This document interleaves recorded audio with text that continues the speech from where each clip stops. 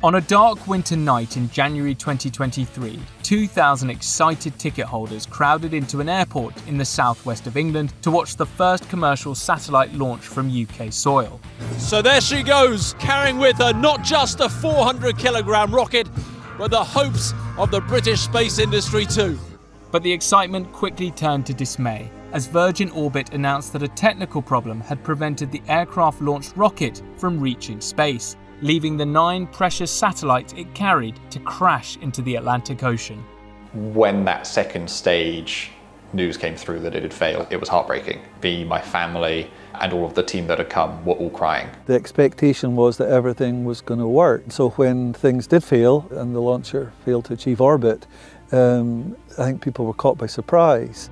After the failure of Virgin Orbit's launch, many were wondering whether the fledgling UK space sector is similarly doomed. Despite being backed by billionaire Richard Branson, Virgin Orbit suspended operations and filed for bankruptcy protection months later. But what effect did this high-profile failure have on the UK space industry? We spoke to several startups busy getting their projects ready for liftoff.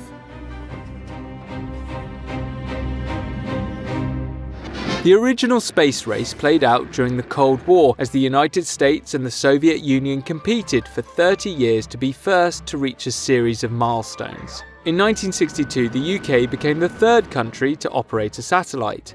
But from the mid-1970s, tensions between the US and the USSR began to ease, paving the way for joint projects. While crewed missions continued, complex satellites to allow for improved navigation, communication systems, and weather forecasting were being manufactured. But even as commercial uses developed, satellite launches usually still relied on state-backed organisations in the US, USSR, Europe, and China. When I was a boy, satellites were the size of a small car. Today, a satellite's the size of a cup of coffee, so ergo they're cheaper and easier to launch. And satellite technology is used in everything from ATMs to smart fridges to GPSs, etc. So it is this new industrial revolution. To have your own satellite orbiting the Earth is to be part of an elite but ever-widening group. As of October 2023, there are around 12,000 space objects in orbit registered with the United Nations, with Starlink, backed by billionaire Elon Musk, responsible for well over a third of these. Small communication satellites like Starlink's constellations of broadband internet devices have driven the dramatic increase as people look to stay connected whilst on the move, even in remote areas. Amazon also has plans to launch thousands of small satellites to create a competing system. Between 1965, at the height of the space race, and 2012, the average number of objects launched into space remained stable at around 130 per year. But the last decade has seen a huge uptick in launches, the vast majority being for satellites. And this is a trend which shows no sign of slowing. By the time we get to 2030, it could be as many as 100,000 satellites orbiting the Earth. And these low-orbiting satellites have got to get up somehow. Saxavord Spaceport CEO Frank Strang hopes this former Air Force base at the very northern tip of the Shetland Islands will become the site of the first successful orbital rocket launch from UK soil in 2024. As you can see, we're on a very remote island and we were looking for a key to regenerate the site. We've finished our first launch pad. We're very close to getting a spaceport license, so we're moving really quickly. Objects have successfully been launched into space from planes, submarines, and from 28 ground sites around the world. Cape Canaveral in Florida holds the record with over 5,000 satellites sent into space since 1958. In the UK, there are plans for at least 7 launch sites, including the scene of Virgin Orbit's failure in Cornwall and Space Hub Sutherland, 200 miles south of Saxavord. Saxavord's northerly position means that rockets can safely be launched in a wide range of directions without flying over towns or cities. These include trajectories which are ideal for satellites taking images of sections of the Earth's surface at the same time each day, useful for surveillance, environmental monitoring, and weather observation. The UK government's aim is for the country to be the leading destination for commercial small satellite launches in Europe by 2030. But building a spaceport from scratch doesn't come cheap. We've spent the best part of 24 million to date. By the time we finish the 3 launch pads, complete the public road improvements, build a launch control centre, tidy up the accommodation, you're going to be close to 45 to 46 million. Frank and his team secured investment from their own billionaire backer, Danish-born Anders Holm Poulsen. Industry and the government didn't believe that we existed or we were serious. So trying to persuade investors to invest in us was difficult. So we used our own money and went down a few rabbit holes, and eventually, bit by bit, people started to believe, and we got to the point where we are now, where we are very well financed. So what's driving the race to build launch sites? During the Cold War, the American space industry was under the control of the federal government. One giant leap for mankind. But after Neil Armstrong became the first person to walk on the moon, NASA's budget was cut amid a loss of political support for space exploration.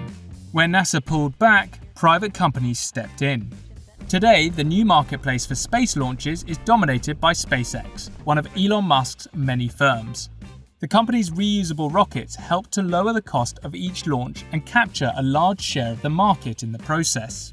Between 2013 and 2022, the cost of getting things into space fell by a third. The US's share of commercial launches has gone from 0 to 40% over the same period. Amazon founder and fellow US-based billionaire Jeff Bezos is also getting in on the act with Blue Origin, which also plans to launch satellites using reusable rockets.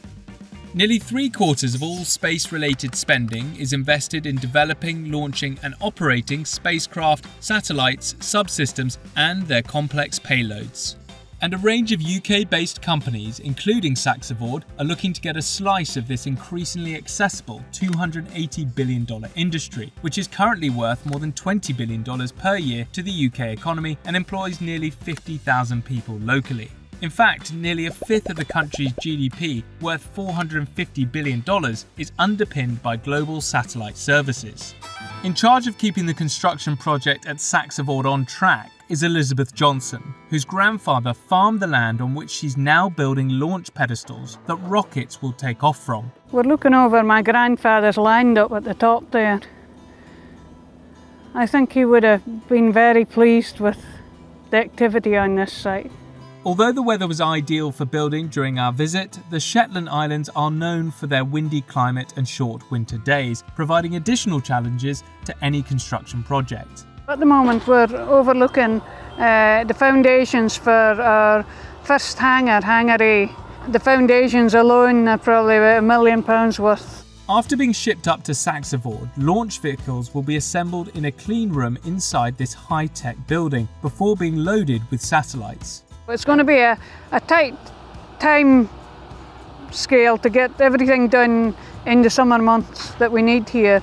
Despite the substantial investment, launches will retain some risk. Something like 70% of first launches are going to fail. So prepare for that, but learn from the lessons. 650 miles south, in the capital city of Wales, satellite-making startup SpaceForge is all too aware of the challenges involved in a launch.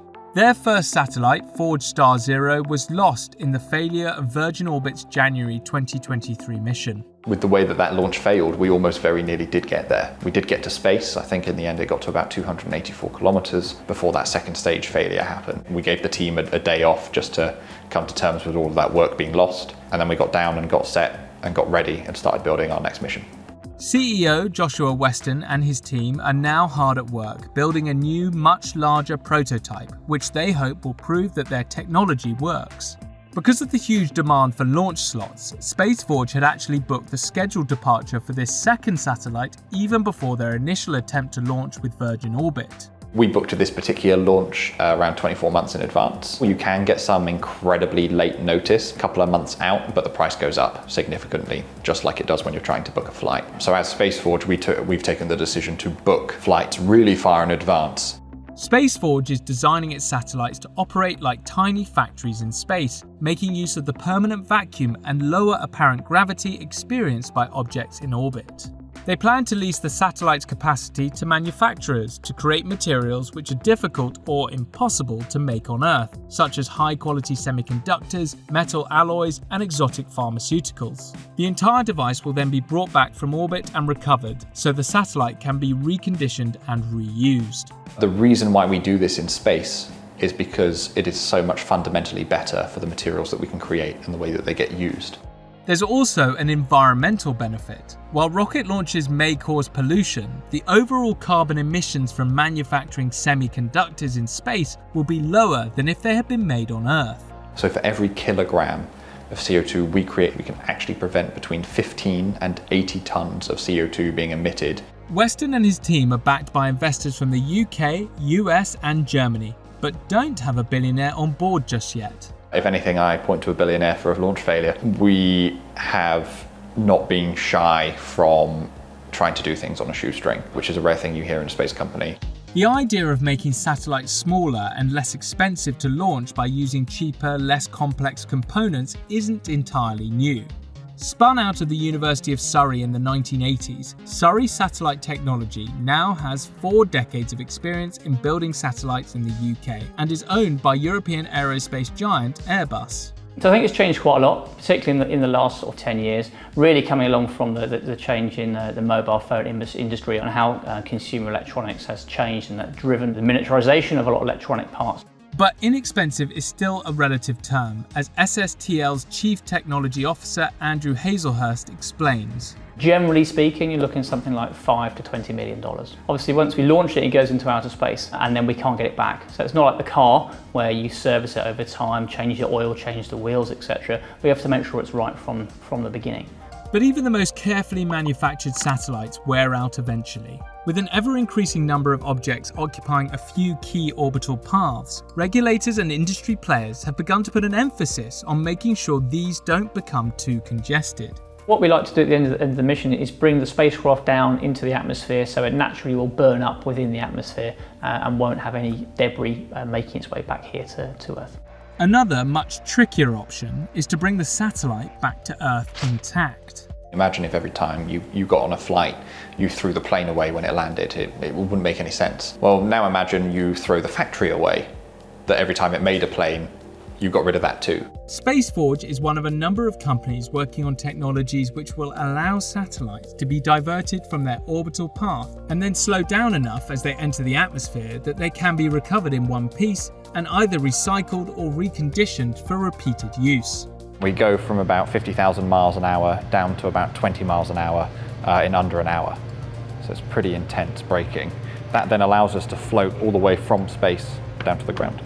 The success of SpaceForge and Saxaforge's projects is by no means guaranteed, but they hope to play a part in the UK's space industry, stepping out of the shadow cast by Virgin Orbit's failure.